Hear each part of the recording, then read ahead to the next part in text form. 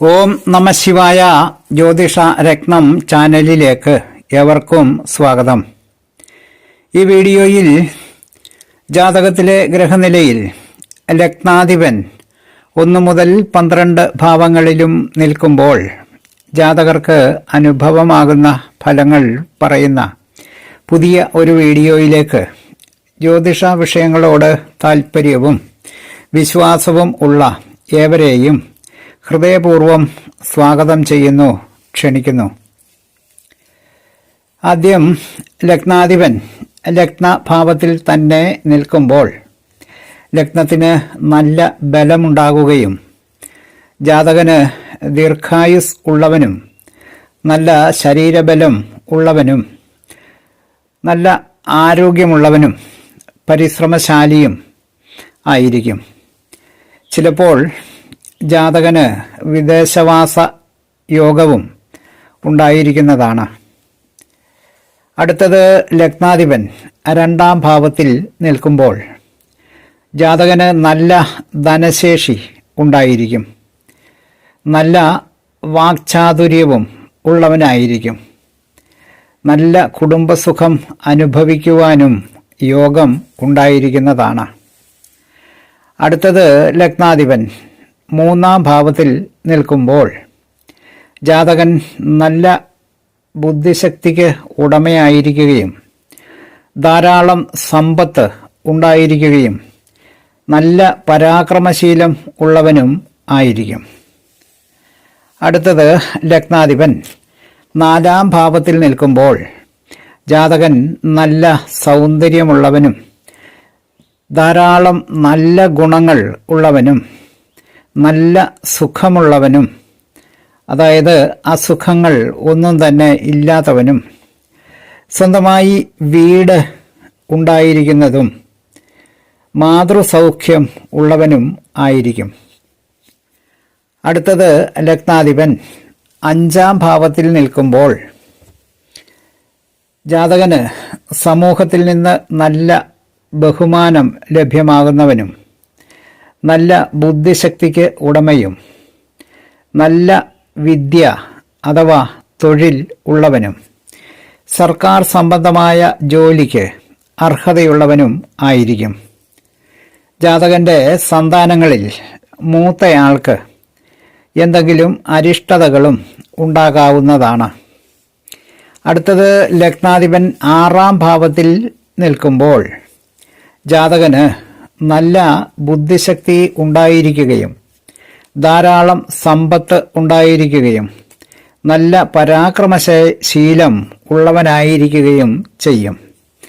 എന്നാൽ ജാതകൻ എന്തെങ്കിലും രോഗമോ കടബാധ്യതകളോ ഉള്ളവനും ആയിരിക്കുന്നതാണ്. അടുത്തത് ലഗ്നാധിപൻ 7-ാം ഭാവത്തിൽ നിൽക്കുമ്പോൾ ജാതകന് ഭാര്യാനാശം സംഭവിക്കുവാൻ സാധ്യതയുള്ള ഗ്രഹസ്ഥിതിയാണ്.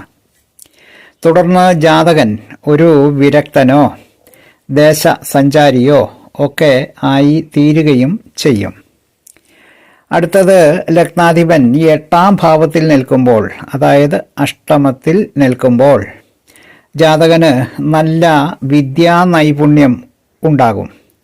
അതായത് ഏതെങ്കിലും ഒരു തൊഴിലിലോ അല്ലെങ്കിൽ പല തൊഴിലുകളിലോ നല്ല വൈദഗ്ധ്യം ഉണ്ടാകുകയും ദീർഘായുസ് ഉണ്ടാകുകയും തുടർച്ചയായ വിദ്യാഭ്യാസത്തിന് ചില തടസ്സങ്ങൾ വന്ന് ഭവിക്കുകയും ചെയ്യും.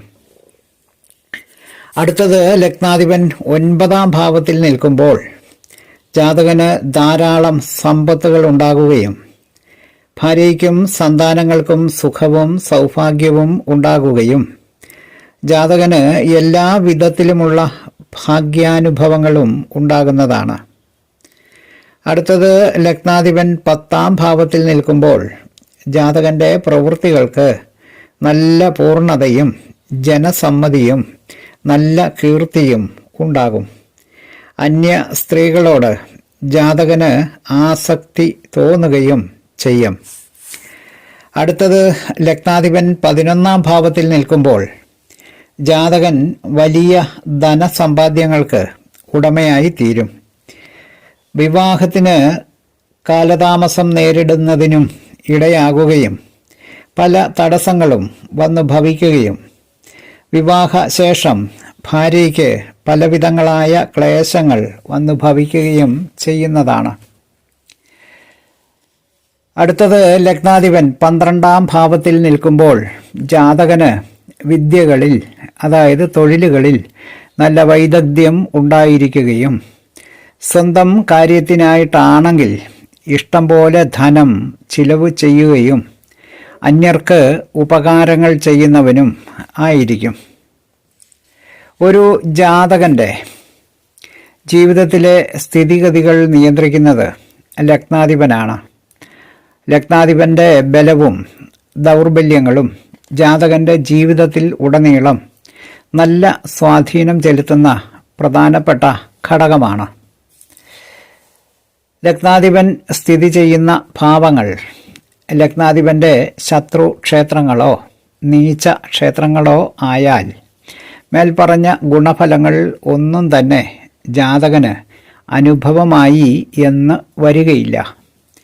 വീഡിയോ ശ്രദ്ധിച്ച എല്ലാവർക്കും നന്ദി, നമസ്കാരം. തലക്കുറി, ജാതകം, വിവാഹപ്പൊരുത്തം, മുഹൂർത്തം, പ്രശ്നം തുടങ്ങിയ ജ്യോതിഷ സംബന്ധമായ എല്ലാവിധ സേവനങ്ങൾക്കും 9655232894 എന്ന ഫോൺ നമ്പറിലോ വാട്സപ്പിലോ ബന്ധപ്പെടാവുന്നതാണ്. സ്നേഹപൂർവം മോഹനൻ ജ്യോത്സ്യർ, ജ്യോതിഷ ആചാര്യ. ഓം നമഃ ശിവായ.